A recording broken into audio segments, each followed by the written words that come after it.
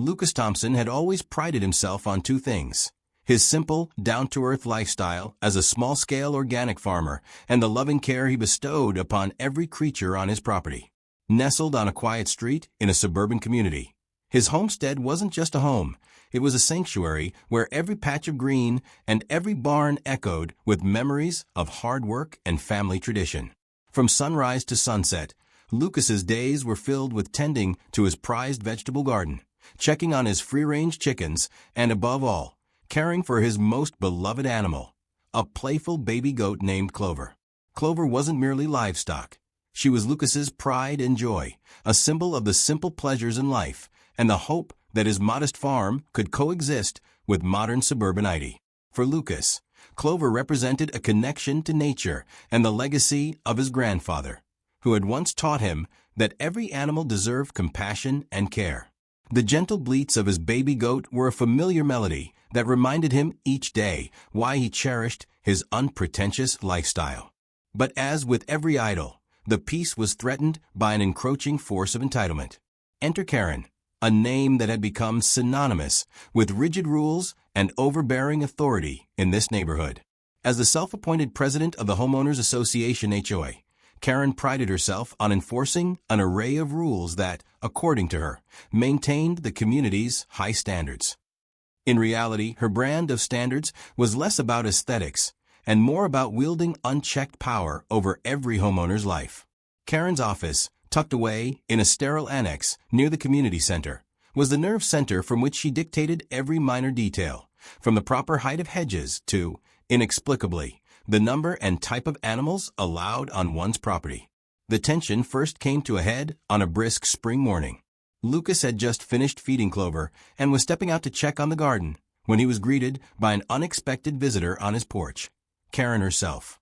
Standing rigidly with a clipboard clutched tightly in her manicured hands, she fixed him with a steely gaze. "Mr. Thompson," she began, her voice dripping with self-assured authority, "I must inform you that your property is in violation of our community guidelines regarding livestock. I'm afraid having a baby goat on your premises is not acceptable." Lucas's heart skipped a beat. The thought that Clover, so full of life and innocence, could be deemed a nuisance under Kerren's arbitrary rules was absurd. "I'm sorry, Kerren, but Clover is a cherished part of my farm. I raise her with care and she poses no harm to anyone," he replied, his tone calm yet resolute. But Kerren's expression remained unmoved, her eyes hardening as she continued, "The rules are clear, Mr. Thompson. I've already notified the board and a warning notice will follow. I expect you to comply immediately." The injustice of the situation was palpable. Lucas knew that the HOA guidelines were never intended to strip a homeowner of the right to nurture their animals, especially when that animal was as harmless and endearing as Clover. Yet, there was no room for negotiation with Kerren. To her, the rules were not suggestions but mandates, and dissent was met with swift retribution. As Kerren left, her steps brisk and her smirk betraying a sense of triumph, Lucas was left reeling. His sanctuary, the very essence of his peaceful life, was under siege by an entity that cared more about appearances than the true spirit of community living.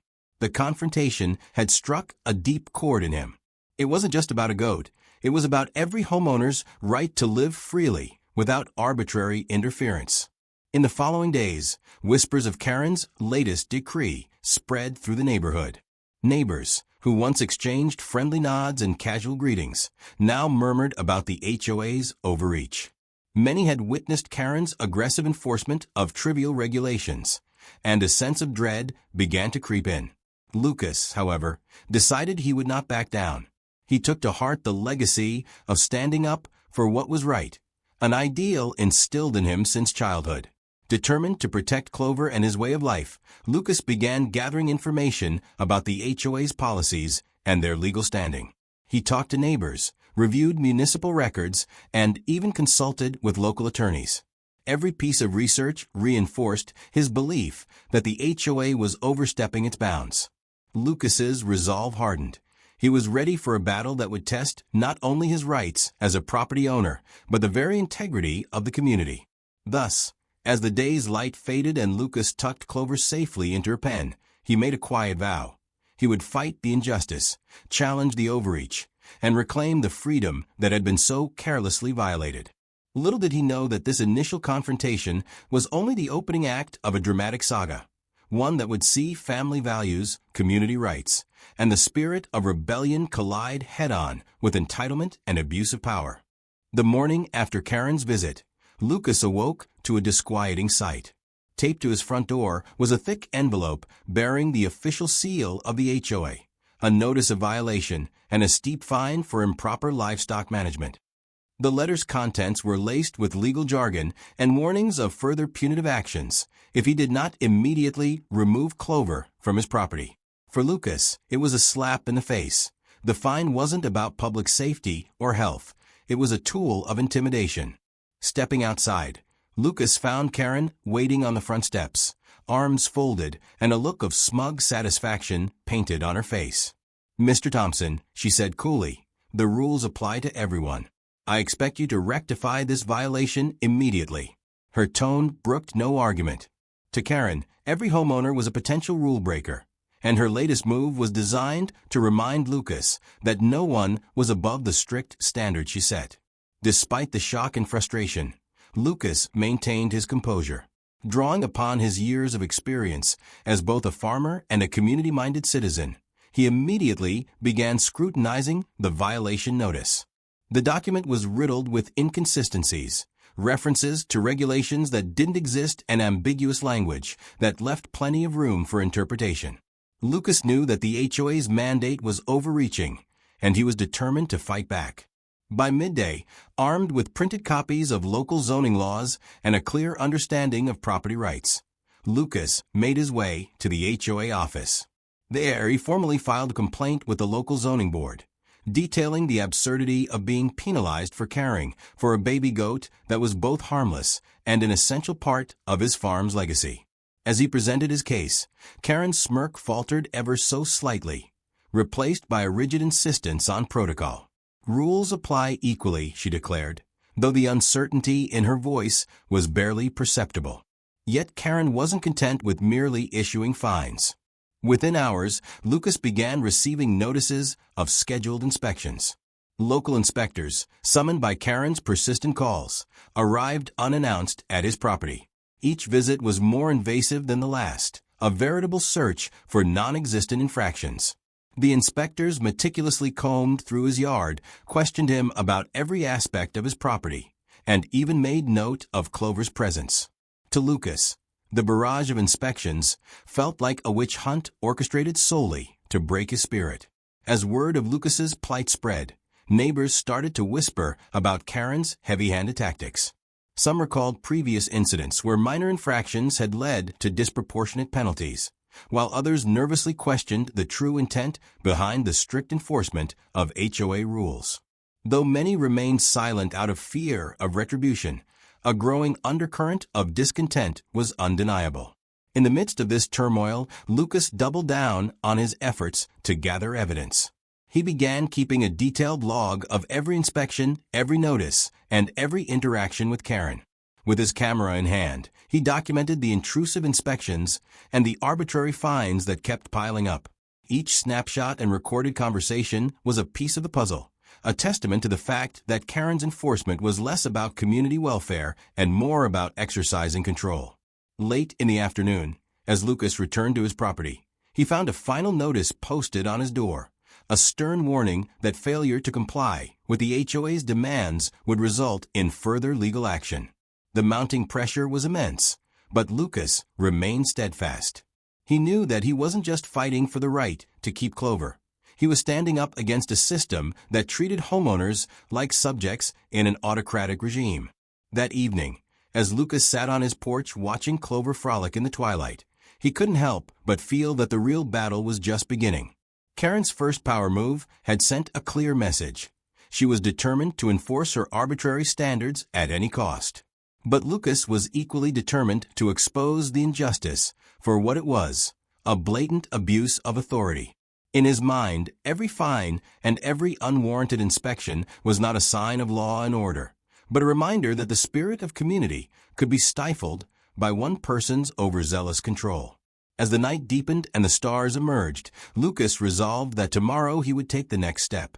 He would gather more evidence, speak with more neighbors, and most importantly, stand firm in his belief that a home is a sanctuary, a place where life, in all its messy beauty, should be celebrated, not controlled by a tyrant in a clipboard.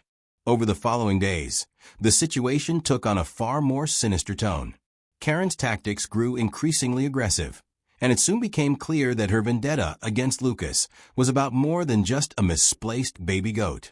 In hushed tones around community fences and over backyard hedges, neighbors began discussing a disturbing pattern. Kerren wasn't just enforcing rules. She was using them as a weapon to exert her personal control over every aspect of residents' lives. It was during one of these whispered conversations that Lucas first heard a rumor that chilled him. A longtime neighbor, Mr. Jenkins, confided that several homeowners had seen Kerren herself wandering late at night near private backyards, appearing to take note of details that weren't even covered by the HOA guidelines. The implication was clear. Kerren was building a dossier on every homeowner, ready to pounce at the slightest pretext. Lucas felt a shiver of determination. If Kerren was stalking her own neighbors in the name of community standards, then every homeowner deserved to know the truth. Determined to expose the corruption festering at the heart of the HOA, Lucas began an undercover investigation. Late at night, when the streets were quiet and the world slept, he set up discreet cameras around the perimeter of his property. His goal was to document every unusual occurrence, every time Kerren or one of her cronies appeared on his property or in the neighborhood under dubious pretenses. The recordings soon began to reveal a pattern. Kerren was meeting with certain board members in hushed conversations, and on more than one occasion, a neighbor's missing item or minor infraction would coincide with a sudden visit by inspectors. But the most damning revelation came one cool evening when, to Lucas's astonishment, his camera captured a group of individuals unloading a large crate from a van parked near the community center. The logo on the van was unmistakable, an emblem associated with the HOA's private contractors. Inside that crate, as Lucas later discovered through grainy footage, was none other than Clover. The baby goat had been taken from her pen, and the timing coincided with a lavish announcement Kerren had made earlier in the day, that she was hosting an exclusive community barbecue extravaganza for select board members and favored residents. It wasn't long before the shocking truth emerged. Kerren, in a brazen display of entitlement, had stolen Lucas's beloved baby goat to be the centerpiece of her high society barbecue, a grotesque mockery of his life and values. The theft was not only a personal violation, but a calculated move to embarrass Lucas in front of the community and assert her dominance. Furious and heartbroken, Lucas knew that if he didn't act immediately, Kerren's abuse of power would continue to escalate unchecked. Armed with his mounting evidence, videos of clandestine meetings, suspicious activities, and the damning footage of Clover's disappearance, Lucas prepared for the next phase of his resistance. He reached out to a handful of trusted neighbors, sharing his findings and urging them to come forward with their own accounts of HOA tyranny. Slowly but surely, a coalition began to form. Ordinary homeowners, previously cowed into silence by fear and intimidation, now felt emboldened by Lucas's determination to fight back. At the next HOA meeting, a session that had been arranged on extremely short notice, Lucas arrived with a folder full of documented proof. The tension in the room was electric. Murmurs spread among the attendees as he began to recount the series of abuses that had transpired over the past few weeks. "We're not just dealing with petty fines and baseless violations," Lucas declared, his voice steady despite the anger boiling beneath the surface. "We're witnessing the systematic abuse of power. My baby goat, Clover, was stolen to serve as a trophy at a barbecue, an act that crosses every boundary of decency and legality." The room fell into shocked silence. Some board members shifted uncomfortably in their seats, while others exchanged furtive glances. For the first time, cracks appeared in the facade of Kerren's authority. Even a few long-suffering residents began to murmur their support for Lucas's claims. But Kerren, with her trademark haughty composure, dismissed the allegations as exaggerated misinterpretations of standard community practices. Undeterred, Lucas continued to lay out the evidence. He displayed snapshots from his recordings, detailed logs of inspector visits, and the incriminating footage of Clover's abduction. With every piece of proof, the room's atmosphere grew tenser. Kerren's eyes flickered with irritation and, for a moment, genuine panic. The once unassailable enforcer of arbitrary rules was now under the microscope, and the community's trust in her was rapidly eroding. By the end of the meeting, it was clear that the stakes had risen far beyond a simple dispute over a baby goat. This was a battle for the soul of the community, a fight against the tyranny of an individual who had twisted the very notion of community standards into a tool of personal vendetta. And as Lucas left the meeting, his resolve was stronger than ever. He knew that the road ahead would be arduous, but with the truth on his side and the support of awakened neighbors, justice was within reach. The fallout from the HOA meeting marked a turning point in the escalating conflict. Kerren, cornered by the mounting evidence and the growing chorus of dissent among the residents, decided to take one final, reckless step. In an effort to regain control and divert attention from the scandal of the stolen baby goat, she launched an audacious community celebration, a grand barbecue party designed to showcase the HOA's authority and unity. Invitations were sent out to selected board members, influential residents, and even a few local dignitaries. Kerren intended the event to be the ultimate display of her leadership, a festive distraction that would silence her critics. Lucas, however, saw through the spectacle. He knew that the barbecue was not about community bonding. It was a desperate attempt to whitewash her misdeeds and reassert dominance. Determined not to let this latest abuse slide, Lucas prepared to confront the situation head-on. Early on the day of the event, he made his way to the community center, where the party was being held in a lavishly decorated banquet hall. The room was abuzz with laughter and clinking glasses, but an undercurrent of tension was palpable to those who knew the full story. As Lucas entered, he carried with him not only the evidence of Clover's abduction, but also a firm resolve to put an end to Kerren's tyranny. He requested a moment on the podium, and though Kerren attempted to shush him with a dismissive wave, the murmurs from the gathered residents compelled her to relent. "Ladies and gentlemen," Lucas began, his voice carrying across the room, "what you're witnessing is not a celebration of community spirit. It's an exhibition of power abused. My baby goat, Clover, was taken from my property to serve as a centerpiece for this farce, and that theft is not just a violation of my rights, but a mockery of everything we stand for as a community." A shocked silence fell over the crowd. Eyes darted between Lucas and Kerren, whose confident facade was beginning to crack. As Lucas continued, he laid out his evidence in a calm, measured tone. Photographs of Clover in transit, security footage of the van outside the community center, and detailed logs of the suspicious inspector visits were all presented. With every piece of evidence, the room's hostility toward Kerren intensified. Not willing to allow the scandal to dissipate into a mere embarrassment, Kerren tried to divert the conversation with legal jargon and promises of future investigations. But the tide had turned. A few board members, emboldened by Lucas's revelations and their own mounting suspicions, began to openly question Kerren's actions. "This isn't about maintaining community standards," one board member murmured. "It's about personal vendettas and abuse of power." At that moment, the sound of approaching sirens cut through the tension. Kerren's eyes widened as local law enforcement officers, alerted by several outraged residents, stepped into the hall. The cops had been called, not by Lucas, but by a neighbor who couldn't bear the blatant misuse of authority any longer. The officers, assessing the gravity of the situation, quickly began questioning Kerren and reviewing the evidence. "We're here to ensure that the law is upheld," one officer stated firmly, his tone leaving no room for further manipulation. The arrival of the police shattered Kerren's final attempt to control the narrative.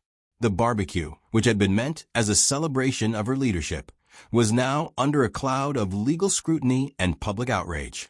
Lucas, seizing the moment, reiterated his stance. When authority is abused for personal gain, justice must prevail. His words resonated with every resident in the room, and many began voicing their support openly. By the end of the evening, it was clear that Kerren's party, once intended to reassert her dominance, had instead become the stage for her undoing. The police took statements, collected evidence, and promised that a thorough investigation would follow. Kerren's face, once the picture of unyielding authority, now betrayed a mixture of fear and desperation. In that moment, Lucas knew that the battle had shifted irrevocably in favor of truth and justice. As the guests dispersed and the police wrapped up their inquiries, Lucas lingered by the podium. The atmosphere was heavy with the realization that the community had risen above intimidation and that Kerren's reign of arbitrary power was drawing to a close. With Clover's fate still uncertain, but with hope rekindled in the hearts of his neighbors, Lucas vowed that this would be the final chapter in a saga of entitlement and abuse, a chapter where the voices of the many would silence the tyranny of one. Cornered by the public outcry and legal pressure, Kerren's behavior grew more erratic. In a final bid to salvage her diminishing authority, she attempted one last desperate maneuver. Early one evening, as the community buzzed with whispers of recent events, Kerren covertly arranged for a last-minute emergency meeting at the HOA headquarters. Her objective was clear: to intimidate the remaining dissenters and reassert control through sheer force of will. Lucas received word of the meeting via a neighbor's panic phone call. Knowing that the stakes had never been higher, he quickly gathered his documented evidence, including video footage, signed affidavits from intimidated residents, and copies of legal notices. When the meeting commenced, the room was packed with a mix of loyalists and skeptical homeowners who had come to demand accountability. Kerren began the meeting with a forced smile and hollow assurances that everything was under control. But the tension was palpable. When it was her turn to speak, she resorted to desperate legal threats, warnings of lawsuits, fines, and even eviction notices if anyone dared oppose her. "This is your final warning," she declared, voice trembling slightly as she tried to maintain her composure. "Any further defiance will be met with the full force of the law." As Kerren's rhetoric escalated, a commotion erupted near the back of the room. A few residents had managed to discreetly record a conversation in which one of Kerren's aides admitted to falsifying inspection reports and even tampering with official documents. The evidence was damning, and it was clear that even within her inner circle, loyalty was crumbling. In the midst of the uproar, one brave homeowner stepped forward and demanded, "Why should we trust any word you say when your actions contradict the very laws you claim to enforce?" Kerren's face flushed with anger and fear. In a rash move, she reached for her phone and tried to dial the police once more, insisting that her safety was at risk. But before she could complete the call, Lucas intervened. "Enough," he said firmly. "We have proof of your illegal activities and your abuse of power. The police are already involved." His words sent a ripple of relief and satisfaction through the room. In that moment, Kerren's last desperate move backfired spectacularly. The assembled crowd, once intimidated by her authority, now roared their defiance. The police, already on the scene after her earlier call, began questioning her statements and demanded access to all the records she'd so scrupulously guarded. Within minutes, it was evident that Kerren's strategy was collapsing. One board member, emboldened by the overwhelming evidence and public outcry, boldly declared, "Your reign ends tonight." As the meeting devolved into chaos, the police escorted Kerren from the building. In a final act of desperation, she attempted to grab a folder containing additional documents, but Lucas intercepted it, holding it high for all to see. "These are the final pieces of evidence against you," he proclaimed. "Not only have you stolen from our community, but you violated our trust and the law." The scene was surreal. A once impregnable enforcer of arbitrary rules, now reduced to a desperate, disheveled figure being led away by officers. The gathered homeowners erupted in cheers, a cathartic outpouring of collective relief and victory over tyranny. Kerren's futile attempt to reclaim control had only further sealed her fate. As the police car drove away with Kerren inside, Lucas felt an overwhelming sense of justice. The community had spoken, and their message was clear. No one, no matter how high they rose on the ladder of entitlement, could trample on the rights and dignity of their neighbors without consequence. That night, As Lucas sat quietly on his porch with the evidence spread out before him, he knew that the final reckoning was near. Kerren's final, desperate move had been her undoing, and the foundation of the HOA was irreparably shaken. The battle had taken a toll on everyone involved, but in the midst of the turmoil, Lucas's determination to protect his property and the integrity of his community had never been stronger. In the days following Kerren's dramatic removal, the ripple effects throughout the community were immediate and profound.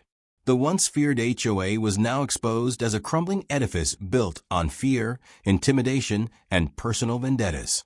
Public outrage mounted as the full extent of Kerren's abuses was laid bare, and the community rallied to reclaim its autonomy. An emergency town hall meeting was convened where Lucas, flanked by a group of supportive neighbors, presented a comprehensive report on the HOA's malpractices. The detailed dossier included everything from the stolen baby goat incident to falsified inspection reports, and even internal memos that showed Kerren's personal use of association funds. The presentation was both damning and cathartic. Homeowners, who had long endured arbitrary fines and intrusive inspections, finally found their collective voice. The community vote that followed was unanimous. In a historic display of solidarity, the residents voted to remove Kerren from her position. The board was swiftly reconstituted with new, democratically elected members who pledged to restore transparency and fairness. The announcement was met with jubilant cheers, neighbors embraced, and many expressed relief that the oppressive regime was finally over. Within days, local authorities launched a full-scale investigation into the HOA's practices. Several fines were levied against the association for operating outside its legal bounds, and a number of board members faced charges related to corruption and fraud. Press headlines quickly spread the story: HOA tyrant ousted. Community reclaims its voice.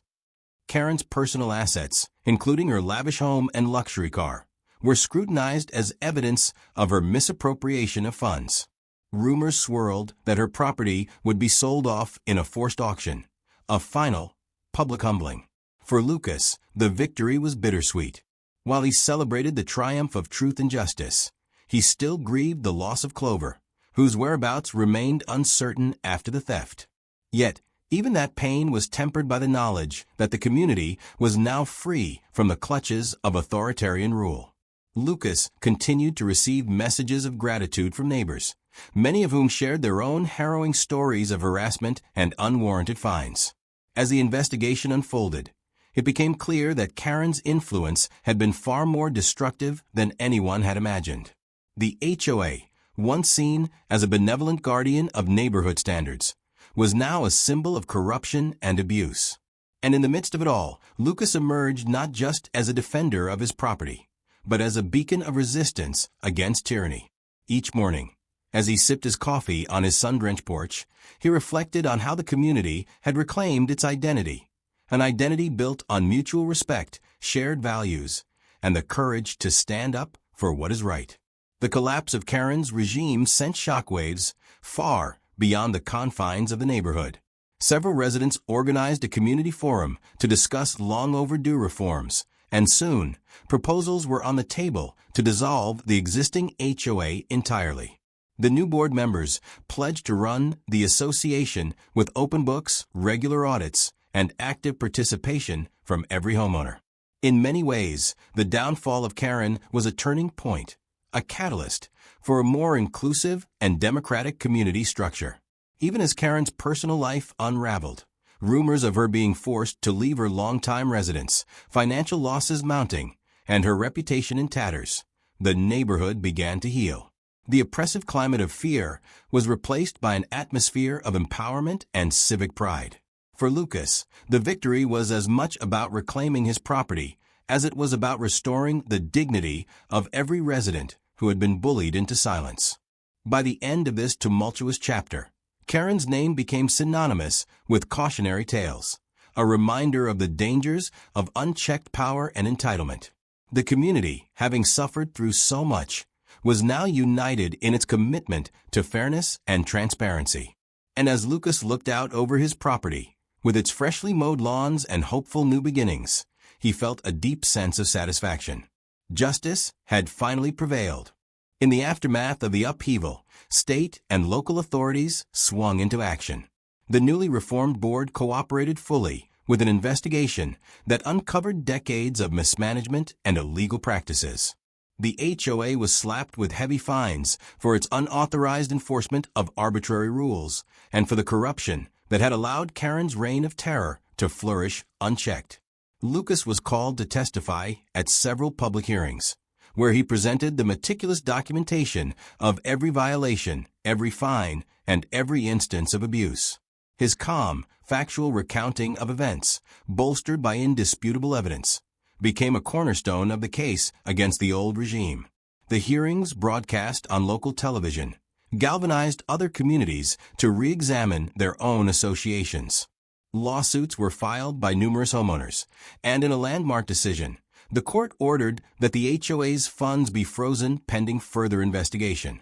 Kerren's once vaunted legal maneuvers crumbled before the might of overwhelming evidence and community resolve. The case not only led to the dissolution of the old HOA structure, but also prompted the local government to institute stricter oversight of such associations. The ruling was hailed as a victory for the common citizen, a testament to the power of collective action. Lucas's final power move had not only toppled a corrupt system, but also set a precedent for fair governance.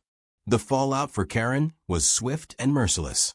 With her position in the HOA abolished and her misdeeds splashed across local news outlets, her personal life began to unravel. Once the formidable HOA Kerren, she was now a pariah, a cautionary figure for the community. Financial pressures mounted as fines and legal fees drained her resources, and her prized residence was forced into a public auction. Friends and former allies distanced themselves, leaving her isolated and humiliated.